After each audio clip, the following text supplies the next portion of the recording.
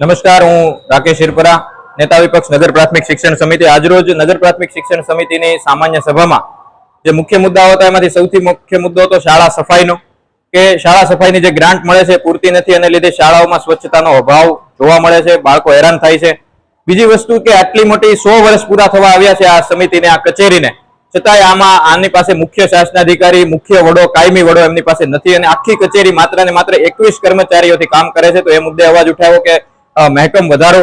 બીજું એ છે કે અંગ્રેજી માધ્યમની જે શાળાઓ છે, 36 શાળાઓમાં 11 શાળાઓમાં મળીને માત્ર 36 શિક્ષકો કામ કરે છે. 6000 બાળકો ઉપર માત્ર 36 શિક્ષકો છે. 155 બાળકો ઉપર એક શિક્ષકની પરિસ્થિતિ છે. અને સાથે સાથે શિક્ષણમાં રાજકારણ નહીં હોવું જોઈએ. સમિતિના બાળકોને જે નોટબુક આપવામાં આવી છે એના મુખ્ય પેજ ઉપર ભાજપના 5 સંગઠનના માણસો કે જે સંવૈધાનિક હોદ્દો સરકારમાં ધરાવે છે એવા 5 નેતાઓ, પણ જાણી જોઈને એવા નેતાઓ કે જે ભાજપમાં હોદ્દો ધરાવતા હોય એના ફોટાઓ છે.